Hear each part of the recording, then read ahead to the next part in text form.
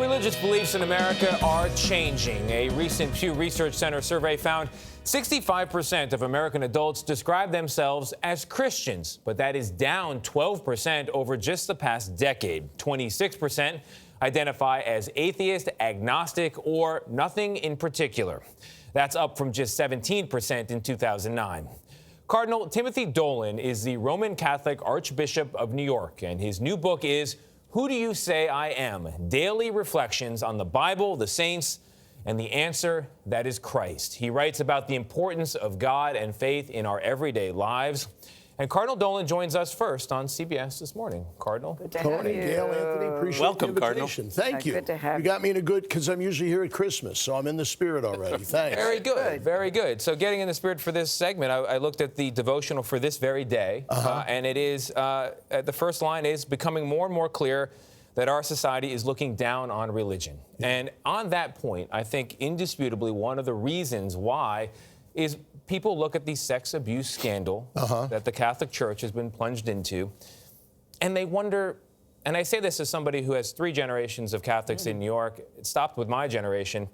I ask you as a journalist, but also as somebody with that lineage, how could this have happened, and why the Catholic Church and not Islam or Judaism or evangelical Christianity? Why did this scandal engulf your church in particular? Well, sometimes we wonder that ourselves, Tony, because as a matter of fact, it has engulfed all faiths, all levels of society and culture. It's a cultural societal problem.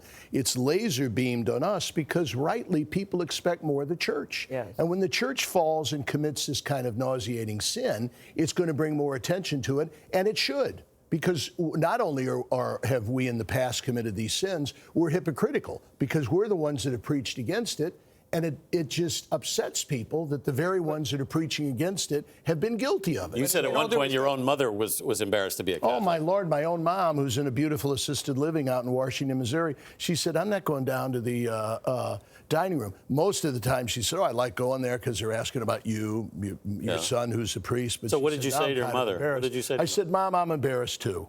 We're all embarrassed. And out of this embarrassment, I trust is going to come renewal, hope, and reform. And I think it is. But Cardinal, I mean, this is decades long. There is definitely a reckoning in society. You're absolutely right about that. But at all levels and all layers, all industries. But at the same time, the Catholic Church is a decades-long scandal. Thousands of victims, billions of dollars in payments.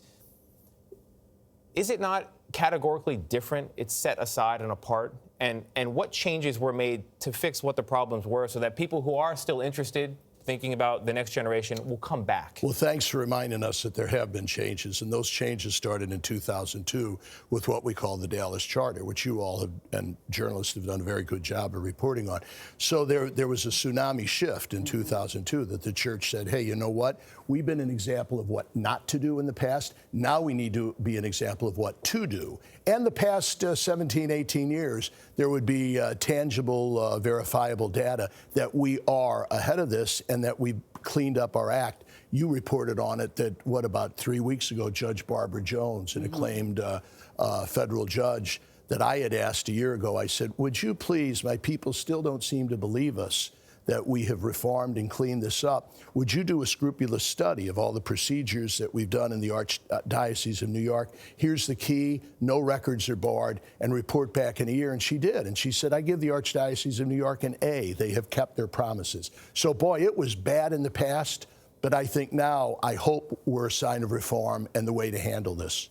You got an A, but Monsignor John Paddock in your archdiocese was accused earlier, as you know, of molesting at least 5 boys for more than a decade. And the allegations continued. He stepped down, but he was allowed to continue working. Why? Yeah, well, what can you tell us about him and why you made that decision? That was about 10 years ago. An accusation came in against Monsignor Paddock. So that's probably the one you met, Gayle, and that he was allowed to stay in. So by what the charter tells us to do, we hand it over to the police. This year he was accused of molesting 5 boys for more than a decade. That's and he recent. denies the allegations. That's recent. But the first one, the DA looked into, forensic outside investigators looked into, and it went to the lay review board to say this charge is not credible. So he was allowed back in.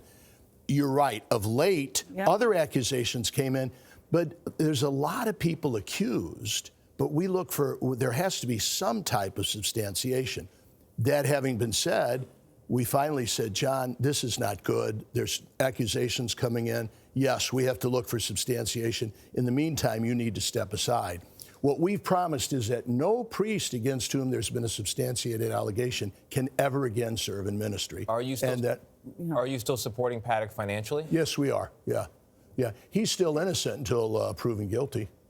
Since the statute of limitations has been lifted, how many more lawsuits have been filed? Oh, there's a lot. Now, we had already entered into the Independent Reconciliation and Compensation Program.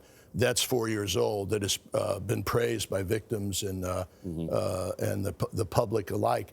And in that, there were about 350 victims that came forward and reported a sense of resolution and finality, and we're grateful to the church.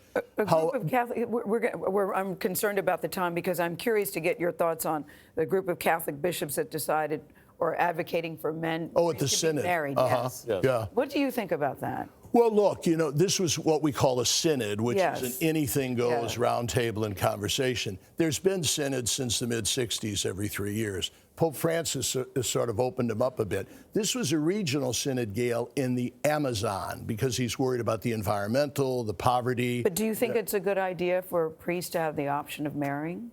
I'm glad they brought it up. I'm glad they talked about it. We act like it's a big secret, but heck, my barber asks me why priests can't. How do you feel about it? Yeah, would you want to get? Would you like there to be a Mrs. Dolan? He's going to ask you out if you're not careful. What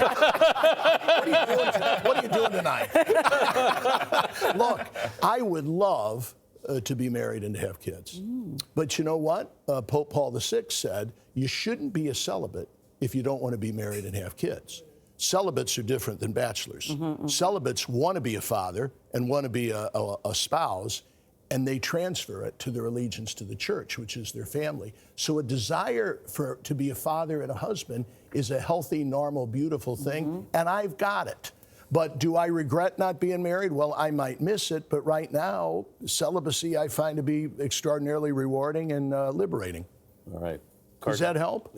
Thank you. Yeah, that does help. Say the name of the book, will you? The name of the book is Who Do You Say I Am? And it's a reflection for every day of the year. Yes, daily reflections on the Bible, the saints, and the answer. That is Say the right. name of the Cardinal book. Dolan, thank you so much for being with us.